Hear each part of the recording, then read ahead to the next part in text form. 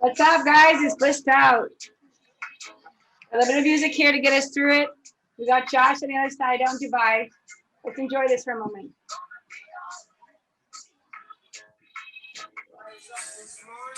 Let's rise up.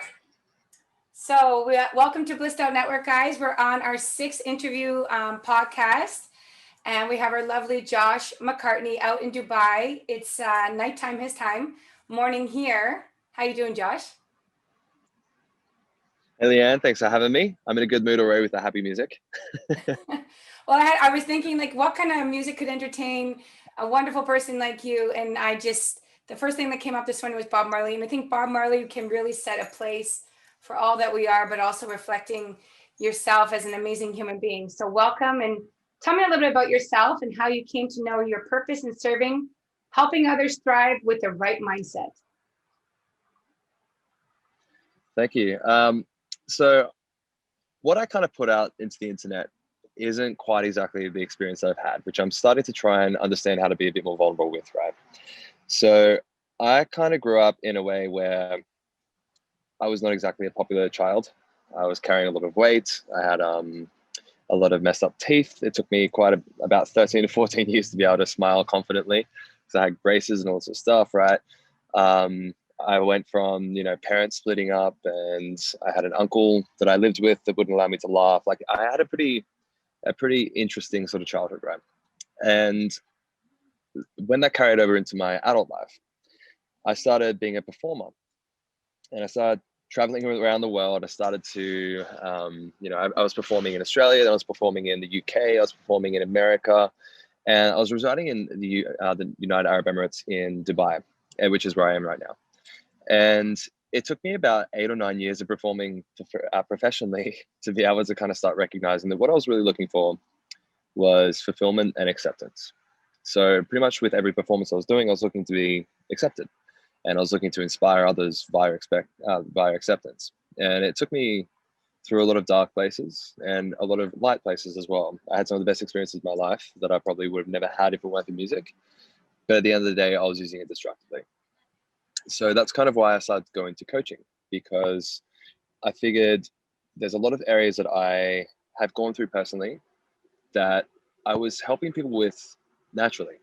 People have always kind of come to me for advice, for insights, for help through certain situations. And I kind of felt that was a bit more of a drug that I really wanted to get addicted to, which was fulfillment. So I started doing it for free, started setting up like little accountability groups to be able to help people with their habits and start creating healthy sort of life choices and make that ingrained into their day-to-day life. And the first sort of groups that I had were people losing 6 kilos over the period of a month. And I wasn't even training them in the gym. I was just helping them with their habits and their mindset and getting their day-to-day stuff right, their daily choices. And it just kind of became a bit of an addiction for me. And it's more of a healthy addiction. But it's, for me, the path that I want to go down. Music I really, really enjoyed, as I mentioned, but it wasn't giving me fulfillment. So that's quite a lot in a nutshell. No, I love it. And I know with all of what I've seen of you, and I know what we learned of you while you've been with us for the last 6 months in BlisstOut Network is like, you show up, and you show up even with small amounts of wisdom that are so powerful, but because it works. And that's why I'm so excited to have you here. I have watched you as a musician too. So I will say, friends out there, please do add Josh on Instagram, because a lot of different things that he posts there. But his music when he's live, I know he's doing a lot more of his coaching now, but even all of the moves that he's made over the years has really shown, when he shows up, he gives 100%. And that brings us to our next question. So before we get into the brain stuff and all of the smart stuff that you're doing, who do you admire? Who sets an example, favorite speakers, musicians, other than all of the growth that you had, where has some of your growth come from? It's a good question, because there's quite a lot. So some of the main people that I admire would be, let's start with the beginning of my self-development journey. It was probably Tony Robbins that kind of got me into the whole self-development thing. And there's just a lot of countless wisdom and nuggets that he throws out into the air that eventually sticks, you know. So he'll say something and it might not relate to you at first. And then you'll start going through a different area of your life and you'll think back to it, or you'll hear it again and it'll start to relate to you and you'll start to connect a bit more to it. So I started training in neurolinguistics programming, so NLP, which is mostly what Tony Robbins does. And then I was going also with Tim Ferriss, because it's all about optimization and systems and how to be more efficient and effective as a human, essentially, and be able to learn faster and do stuff faster. Some of my other idols would be Rob Dial, who's a mindset mentor, essentially. So he teaches people how to improve their mindset. And it's via, you know, kicking out that little voice of fear that's in your head, the amygdala, which is pretty much that little inner bitch that, you know, is scared to do anything every day. And so learning how to overcome those things. And then I've got more personal mentors that I guess would be coaches for me. One guy is very, very into manifestation. And so he's taught me quite a lot about how to write intention statements and manifestation statements and how to use the universe as a business partner as opposed to trying to cultivate it all yourself, right? And he got me into a thing called the money game, which is essentially just manifestation. And I found that when I started to improve the quality of my thoughts, the external circumstances around me started to change, because I was having a lot of dark days at some points. And I recognized that the bad thoughts didn't produce better outcomes. So I figured, well, what have I got to lose by having good thoughts, even in a bad circumstance? Because positive thoughts then create a better outcome. And then it starts to ripple and become a cycle and a feedback loop, right? So him was a very, very good one. He was Dan Mangena. And then those are kind of my main ones that I've had, that I've stuck to and gone with. So yeah, Tony Robbins, Tim Ferriss, Rob Dial, and Dan Mangena would be my main ones. Very nice. Well, I guess too, with studying all them, plunging through, you're born in where, Australia, right? And then now you're in Dubai. So you've had a lot of movement and transformation. And I guess these were the main ones that helped you through it. Correct, yeah. And I missed one out, which would be James Clear. He's all about habit change and creating better systems over goals. And before we get into your brain stuff, talk about a little bit your body fitness, because I think people need to recognize, like, Josh really shows up, and he also teaches some fitness too. You do a little bit of teaching and fitness, and then with all of this wisdom and taking care of your body at the level that you do. I mean, I would love to, like, what I've seen is why I love seeing you. But I want people to feel really, this is not just the brain stuff that you're doing. You really work on your body.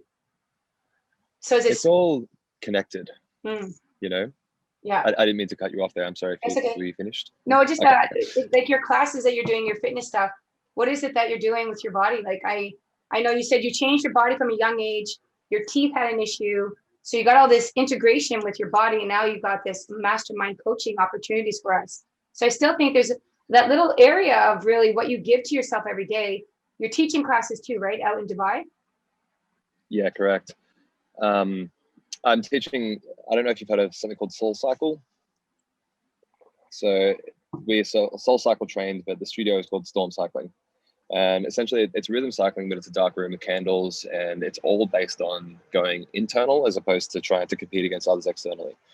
So the room's dark, and I encourage people to go inside and try and rewire their brain 1% every single time they come, right? So there's no screens, there's no trying to push against each other. It's literally every single time you come, you show up to be the best version of you. And that's not to be perfect, it's to be progressing. Because if you're looking for perfection, it's a lower standard of yourself that you can have, because you'll never reach it. But what I encourage people to do in the soul cycling classes is to just become 1% better. So whether that's touching the dial and the resistance a tiny bit higher, or standing up 1 second longer than you normally would, pushing through, like, every single time you go there, it's to improve your mind and start rewiring your brain to lean in as opposed to giving up. And so that's what I kind of teach, right? But in terms of body fitness, I grew up pretty overweight, right? I was very, very shy, introverted, not confident, and I was carrying a lot of weight. So I was bullied at school. I ended up doing homeschooling because of it. And when I turned around 16, I think it was, I kind of made myself this crazy notion that I just wanted to have abs. And I didn't even know what that meant or what that would require of me, right? So I started getting up and just going for runs in the morning. I was like, that's going to get me abs. Yeah, that's it. That's the one. And then I started doing push-ups. And when I first started, I couldn't even do a single push-up. And I started doing 10 push-ups and 20 push-ups. And I'm like, yeah, that's going to get me abs. And then over the years, I ended up going to the gym. I think I was 17 when I first started going to the gym.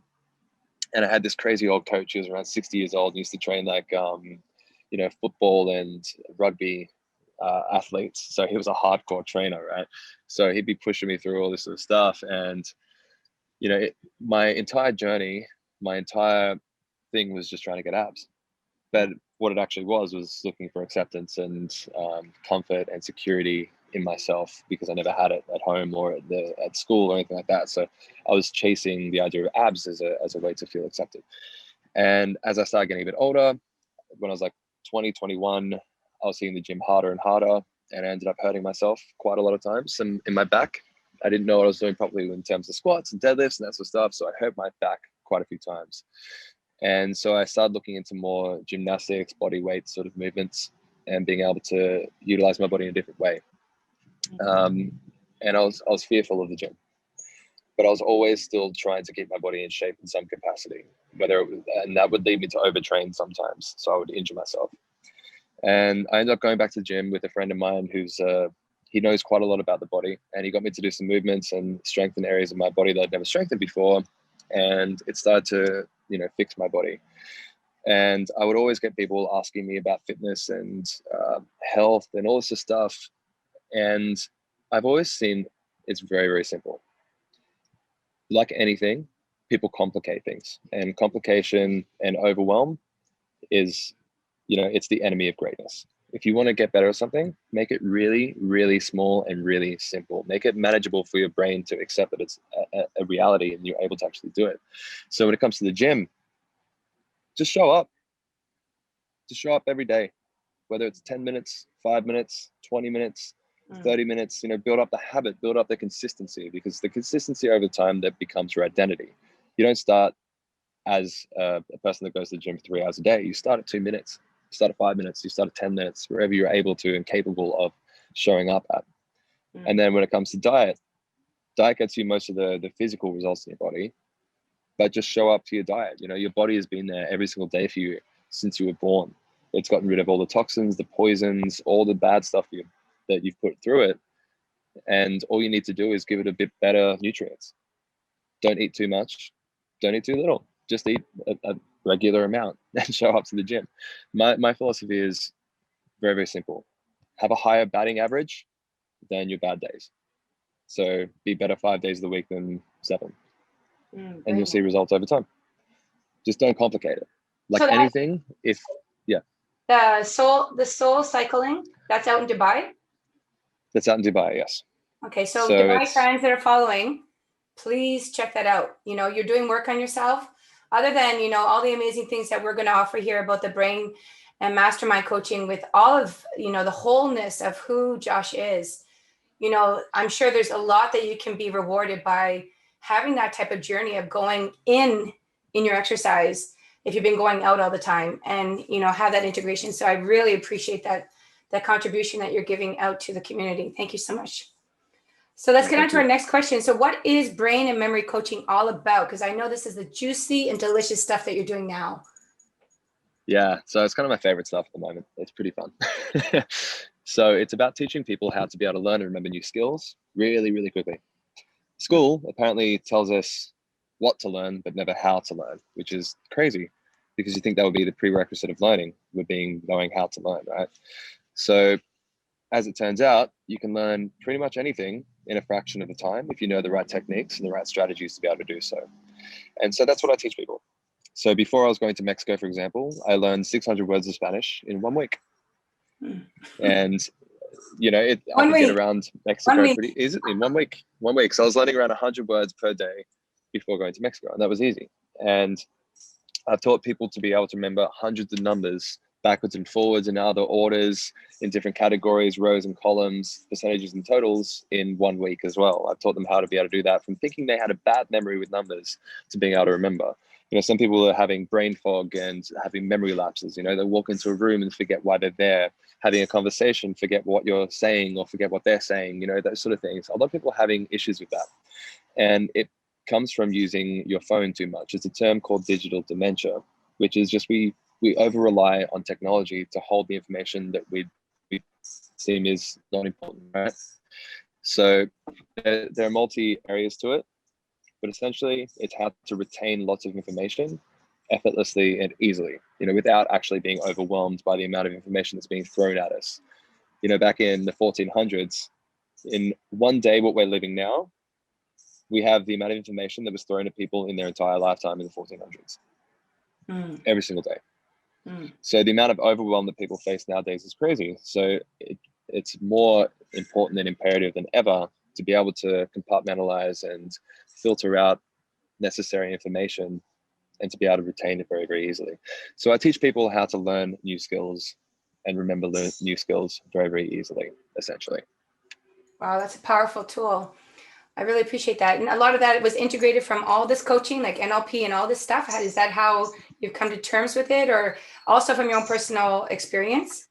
Is that how it's all integrated more or less, or? I think everything kind of integrates together over time. When I'm doing NLP and linguistics programming, it connects to my ability to be able to do copywriting and marketing, because it's all human psychology. And then the memory coaching, you start to learn how the brain works. So then it allows you to understand people a little bit better and their mental processes and why they say things and why they have certain associations or connections. It starts to all definitely integrate and connect. Definitely. And I just find all of it fascinating. There's never a day where I don't want to be learning something or doing something new, because the more you can learn, the more you can earn. Readers are leaders, and the average CEO reads about 60 books every single year, but the average American reads about 1 or 2. So, the ability to be able to learn and remember at a faster pace, it's a huge advantage, both professionally and personally. So yeah, it's really, really interesting to me, and generally the people I teach as well. Love it. I love it. So guys that are listening, everybody that's watching, continue as we're in this right now. Pick up on these tips. These are the things that you want to jot down, because if you're scrolling on your phone, you're going to forget them. So just stay focused. Next question. Exactly. What is the goal setting? What is goal setting, and how would you suggest for one to start it? Okay. So if people find themselves to be procrastinators or find themselves to be lazy and not ambitious, odds are you don't have a goal to strive towards. So humans are never inherently lazy. You're just not being pulled towards something that you're connected to. So when I start with anybody, I get them connected to an outcome first. Time is going to pass regardless of whether you want to or not. So why not pass the time deliberately to where you want to get to? It's like if you get in a car and you start driving, where are you going to end up? Who knows? Either randomly somewhere on the side road or lost, or where a backseat driver directs you to, right? So this way we put in the destination in our GPS. And then, sometimes roads change, sometimes we need to pivot, sometimes we need to do U-turns and, certain ways to get to the end result. But at least we have a destination to get to. So when you set a goal, your entire life starts to kind of piece itself together. You're following a certain pathway, and you have a reason to get out of bed in the morning. You have a reason to get home from work and work towards the things that you want to pursue and the things that fulfill you. If you're mentally burnt out at work, well, then you can have other external areas that you're striving towards that give you extra energy, instead of feeling like you're always, just spinning the wheel and feeling like you're burning out, right? So goal setting, if you even write down right now, here's a technique, just very, very simply. Write down 25 things that you want to accomplish in the next 10, 20 years. Anybody's listening, write down 25 things you want to accomplish. Yeah. And then when you're finished with that, you can take 15, 20 minutes to write them down, 5 minutes, however long it takes you. This could be things from, you want to have an empire, like a company that's doing hundreds of millions of dollars. It could be a New York Times bestseller. It might be to be a fireman. It might be to go to the moon. Whatever your dream goals are, 25 of them. It might be even, buying a laptop. That might be your next goal or something. Whatever your goals are, things you've always wanted to achieve, things that are realistic, things that are unrealistic. Write them down. And then when you're done, pick the top 5. The top 5 things that you really are most drawn towards on that page. 5 top things, priority. Then afterwards, the other 25 things, those are your to never look at again list. So the top 5, those are the things that you go towards and you can start setting up plans. The other 20, you avoid at all costs. Because your brain can only do so much, right? And there are a lot of things we want to achieve. But if you don't prioritize and start going towards actual things, then your brain's going to be too split and you're going to burn out and you're not going to have an actual clear direction. You'll start going this way and then that way and then this way and then that way, and you'll end up being lost again. So top 5 things and then prioritize them. From that point, you can start breaking them down and deconstructing them, but at least have a clear idea on the 5 things. And you'll find that most of those goals you'll achieve in the next 6 months without even trying to. That's somehow the beauty of goal setting. You write down the stuff you want to achieve. Somehow you wake up and you look at that list again in 6 months' time, most of them will be checked off. I've had clients that I've done this with in a little bit more detail, but similar sort of thing. And 6 months later, they'll open the book, and one of them specifically was like, Josh, I just opened this morning and 90% of the things that I wrote down, I've achieved. And she sent me through a screenshot and it was all checked off except for like 2 things. And, some of those things we didn't even try to work towards. She just woke up and they were done. She's like, what the hell, right? So that's the power of being able to actually set goals and be clear on what you want. Because if you're not clear, who knows where you're going to end up, right? So good. All right. Next question. What is a healthy approach to change, and how much expectations should we be accountable for daily? What do you suggest? Expectations, huh? So expectations and standards and perfectionism can be a bit of a double-edged sword. They can work for you or against you. So if you expect way too much of yourself or way too much of other people, then you're setting up rules and you're probably bound to fail. So like anything, if you have too much on your plate, you'll get overwhelmed and you'll probably be disappointed with the outcome. So in terms of expectations, write down 3 to 5 things each day that you want to accomplish. 3 to 5 things that if you accomplish them, you feel like you've had a good day. Doesn't matter if they're huge goals or small goals, but 3 to 5 things that you can accomplish every single day and feel like you can go to bed happily. Because the compiling effect of that over time is going to be incredible for you. You'll notice after a couple of weeks, you'll be like, holy crap, I've already picked off like 50 things. How did that happen? As opposed to, oh no, this needs to be the best, this needs to be the best, this needs to be the best, and then trying to do 100 things in a day and being completely unrealistic with your own expectations, right? 3 to 5 things that are manageable, because bite-sized chunks are going to be the way that you're going to push forward. It's that analogy of like, how do you eat an elephant? 1 bite at a time. So 3 to 5 main tasks. It's not lowering your expectations. It's just looking at things over a longer period of time. Awesome. All right. So does multitasking really work? Do you suggest multitasking? Nope, and nope.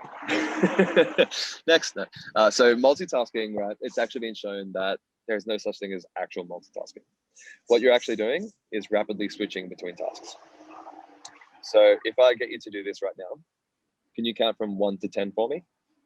Out loud? Yep. 1, 2, 3, 4, 5, 6, 7, 8, 9, 10. Okay, now count. Go from A to J. A, B, C, D, E, F, G, H, I, J. Okay, now I want you to go 1A, 2B, 3C. 1A, 2B, 3C. Ah! That automatically, my brain has to overthink. You can't bounce back that fast. Right. So what you're actually doing is you're rapidly switching in between tasks. You're not actually multitasking on 2 consistent streams. You're switching in between one and the other. So your brain can only ever focus on one thing at once. So in order to be able to be more effective with the use of your focus, because if you break focus from a state of flow, it can take you up to like 20 minutes to actually get back into a state of flow and focus again. So one of the best techniques that you can do to be able to maintain focus, and you'll see that it's one of the most powerful techniques that I have and that I do consistently. It's called the Pomodoro technique. If you've not heard about it, all it is, it's really simple. You set a timer for 25 minutes And during that 25 minutes, you have one task to focus on, and that's all. One task for 25 minutes. If you get distracted, you write down your distractions on a piece of paper and you get back to your one singular task. After that 25 minutes is done, you take a 5-minute break. You can look at your distractions. Maybe you got distracted by a doggo. Maybe somebody called you on the phone. Maybe your thought process went somewhere else. Whatever it was, you can check out the distractions for the 5 minutes. When they're done, you set another 25-minute timer and you get back to another singular task, one task at a time. You can do that 4 times. And then when you're done with the 4th, you can take a longer break and start the process again if you feel like it. Otherwise, you can just finish there after 4 25-minute sets. You'll find that once you actually start doing that you'll become more effective with your time. You'll be more focused and be able to concentrate on each given task. You'll be able to focus on the conversations you're having. You'll be able to just focus in general. And I'm not sure if you've heard of Parkinson's law, but Parkinson's law is where work will fill up to the amount of time allocated to it. So if you have a week to do a task, then you will take a week to do the task. If you have a day to do that same task, you'll probably get it done. So that's what we want to do in this block, this allocated chunk of time is 25 minutes, one singular task. And you'll find that you'll get more done and you'll be more focused, more concentrated than if you were to try and do 4 or 5 different things at one time. Very well said. And thanks for giving us a method to see that, because when I'm multitasking, I'm doing 5 days right now at my other job. I'm doing 2 days and making this network work. And then I have my 2 sons and they're both doing college right now. And so sometimes I have no choice but to multitask, but I can see what nature has done for me is that I force myself not to start cleaning the washroom and then cleaning the dishes at the same time, even though I'll get in the washroom and I'm like, I gotta get all this done. And then, but I just know it. I'm like, okay, I'm going to really focus on this dish and enjoy the water right now. Yeah, I go to a good feeling place, or I distract myself by staying focused with a little bit of music, because I love how music helps me through knowing I'm so excited about doing so many things, but I really just need to be there. So I really appreciate Yeah, absolutely. Yeah. That's great. So good. So how should we approach our bad habits? What's your suggestion about habit change? So if you really want to change a habit, they're actually pretty simple to change. You just do something different consistently over time. But approaching bad habits, right? So smoking is a bad habit. Too much sugar is a bad habit. Eating bad food is a bad habit. Sitting down too much is a bad habit. But firstly, you need to start with what you want to change and why you want to change it. So again, it's kind of like getting connected to the desired result with goal setting. It's you set a goal and then you can deconstruct the habit from that goal.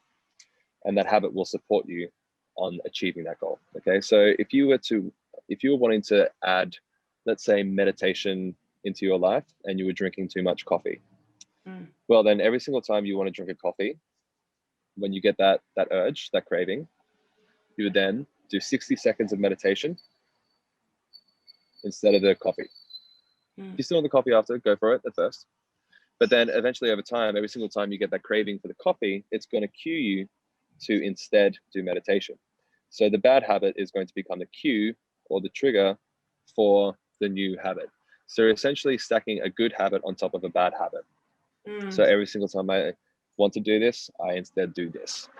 And some people find new habits very difficult to start. So if you want to start a new habit, then focus on the first 2-minute rule. So if you were wanting to try and start going running more consistently, instead of trying to focus on, I want to go for an hour-long jog, because that sounds like too much, right? If there's too much, the brain gets overwhelmed and overloaded, like always. So if there's too much, make it small. Focus on the first 2 minutes of the activity. So instead of, oh, it's now dark.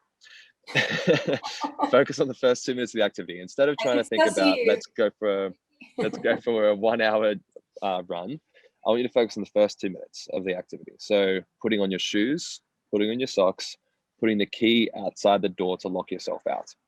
That way it takes away the huge task, the overload, the overwhelm, the big scary task out of your brain and reframes it into a small, manageable task that anybody can do. So focus on the first 2 minutes. Sounds so good. Now, the last question that's coming in my gut, because I feel with all of your expertise, other than reading all the books and how smart you are, do you have any plans to write a book? Yes, I do actually. Glad you asked that. I have a concept in my mind, and I don't know if I want to I'll give it away. It's okay. if anyone takes it, then I guess it wasn't mine to hold on to. That's all right. Well, you don't have to say it. We can be surprised. Let's not ruin the fun, because you're so talented, Josh. Honestly, I just know, I just watch and I see all of your work that you're doing. I see your growth. I see your color concepts. You got a really good art visual eye. I like the signature of how you're using the brain and everything. And I know you have so much to offer our communities. Anybody who's watching this internationally, globally, anybody who gets a chance to tap into this video, whether it's presently today on the 1st of February, or it's going to be in the future when, you know, this is still up and live on YouTube network or anywhere, just remember, this growth that Josh has is not changing. It's not going anywhere. This is available all the time. And so if you see him later on, when he's on our stages and when he's in all the other stages, I know what he's going to do. And I really believe in him, but I also know my gut.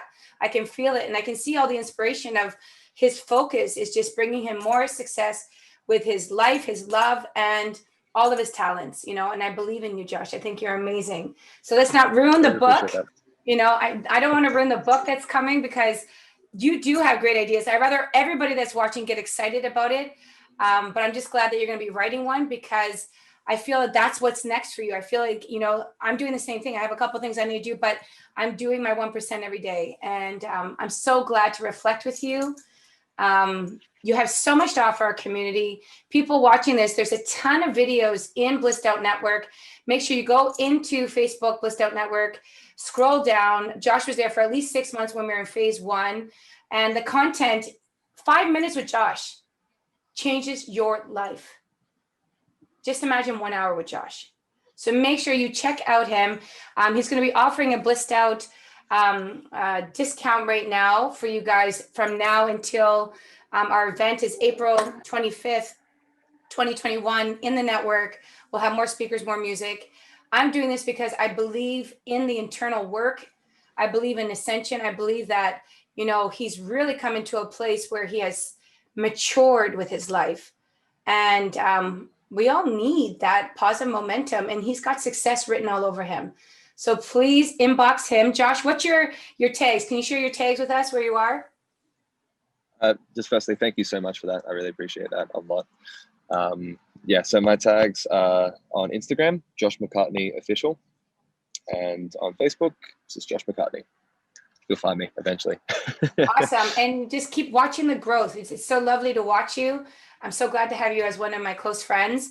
And why don't we close this with a little bit more music? Because I think it's music that brings us all together, but it makes the moments easier with life. So bless your time out there, your friends, your family, your loved ones. And thank you so much for showing up today. Thank you so much. I appreciate you. Thank you.